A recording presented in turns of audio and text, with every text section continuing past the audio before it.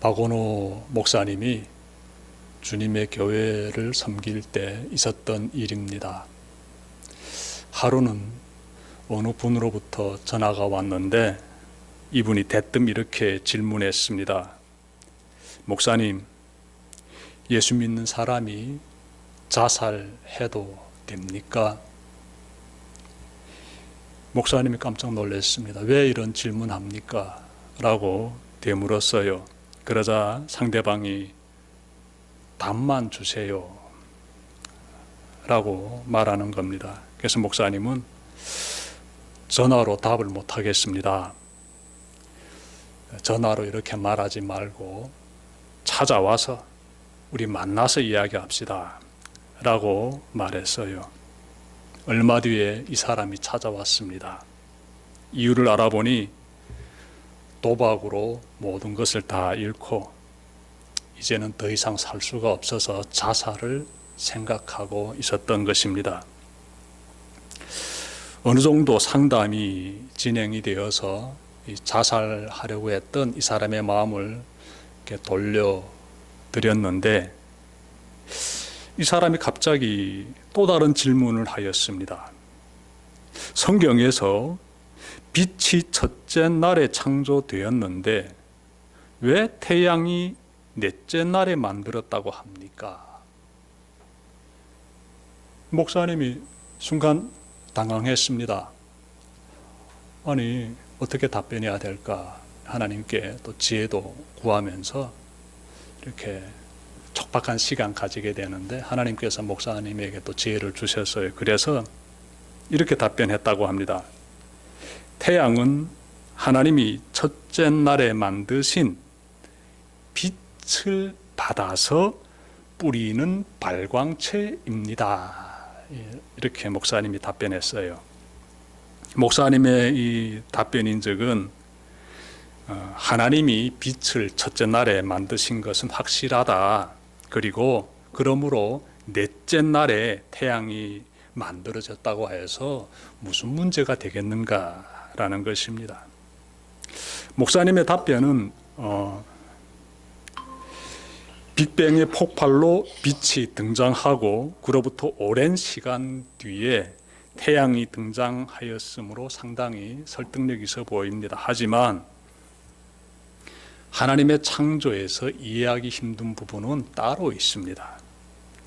창세기 1장에 따르면 하나님은요, 첫째 날에 빛을 만드시고 둘째 날에는 하늘을 만드시고 셋째 날에는 바다와 육지와 식물을 만드시고 넷째 날에는 해와 달과 별을 만드시고 다섯째 날에는 물고기와 새를 만드시고 여섯째 날에는 동물과 사람을 만드시고 일곱째 날에 안식하셨습니다.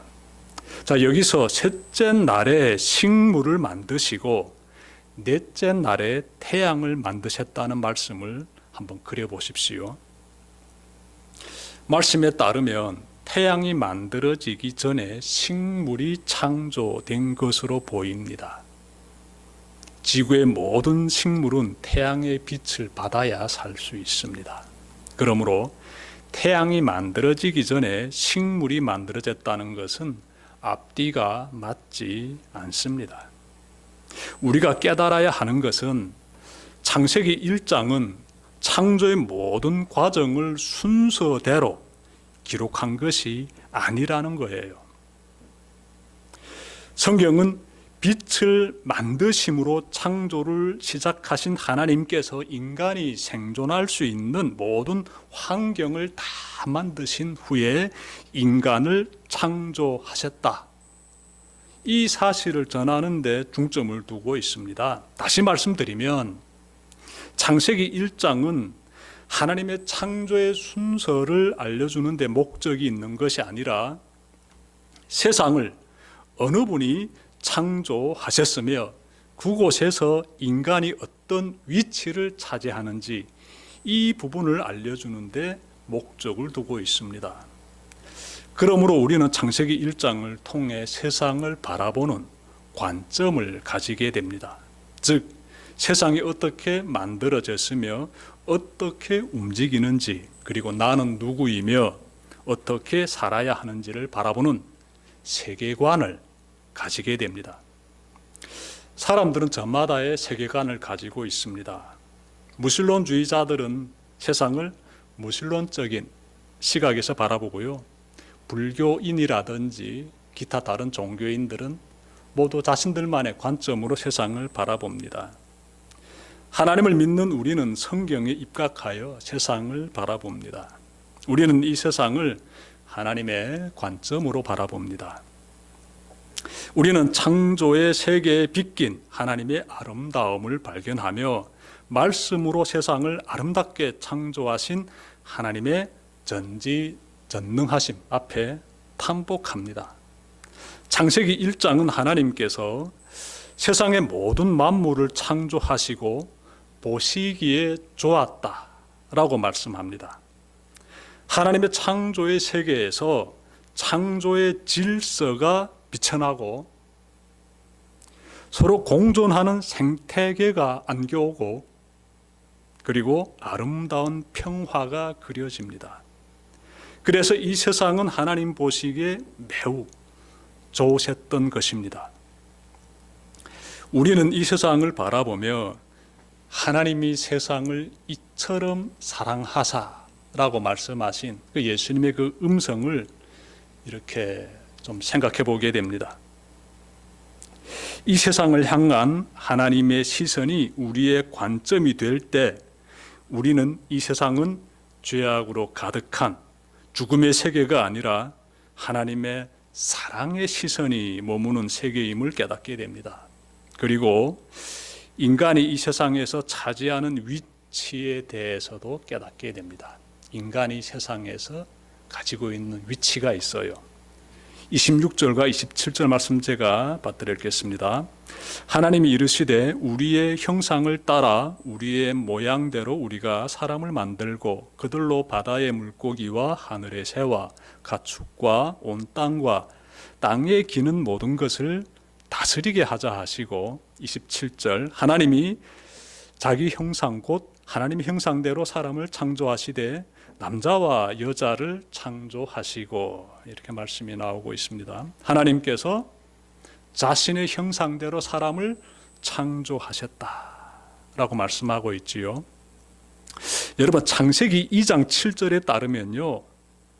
여호와 하나님이 땅의 흙으로 사람을 지으시고 그 코에 생기를 불어넣으시니 사람이 생령이 되었습니다. 이렇게 말씀하고 있어요. 여기서 인간이 이 세상에서 차지하는 사회적 위치가 발견됩니다. 일단 인간은 하나님을 갈망하는 영적인 존재입니다. 우리 각 사람의 마음 안에 전지전능하신 그 하나님의 영을 닮은 영혼이 있어요. 우리의 영혼은 무엇을 원할까요? 우리의 영혼은 하나님의 임재를 원합니다. 하나님의 임재를. 우리의 영혼은 하나님과 함께 할 때 충만함을 느껴요. 만족함을 느끼는 거예요. 그래서 인간은 다른 피조물과 달리 창조주 하나님을 찾고 있는 것입니다.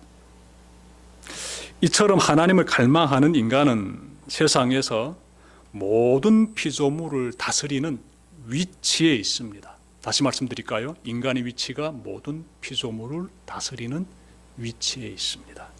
왜냐하면 인간은 하나같이 하나님의 형상으로 창조되었기 때문이에요. 이 부분에 대해서 제가 좀 깊이 전해드리려고 합니다. 여러분 이 시간 우리 모두가 창세기의 말씀을 붙잡고 살아가던 고대 이스라엘 시대로 한번 들어가 봅시다. 당시 이스라엘 민족을 제외한 다른 민족들은 태양을 신으로 숭배하고 있었습니다. 태양을 숭배하는 모습은 중동 지역에서만 나타나는 것이 아니라 인간이 사는 모든 곳에서 동일하게 나타났습니다. 16세기까지만 해도 남아메리카에 있던 아즈텍 제국에서는 태양을 숭배하기 위해 사람을 죽이고 심장을 제물로 바치곤 했습니다. 이런 세계에서 보면 인간은 태양이라는 한갓 우상을 위해 죽임당하는 비천한 존재가 되어버립니다. 여러분, 오늘날에도 태양을 신으로 숭배하는 민족들이 꽤 있습니다. 물론 아즈텍 제국에서처럼 인신제사는 행하지 않지만 여전히 태양을 신으로 숭배하는 사람들이 세계에 흩어져 있음을 알 수 있습니다. 그런데 성경의 창세기를 보십시오. 태양의 위치를 어떻게 묘사하고 있습니까? 창세기 1장 16절에서 태양을 신으로 묘사하기는커녕 태양이라는 이름조차 기록하지 않고 광명체라고만 소개합니다. 광명체, 빛을 발산하는 물체다라는 거지요. 고대의 모든 종교가 태양을 신으로 숭배하고 있을 때 성경은 태양은 한갓 광명체로 소개합니다. 태양은 하나님의 여러 피조물 가운데 하나에 불과하다는 것입니다.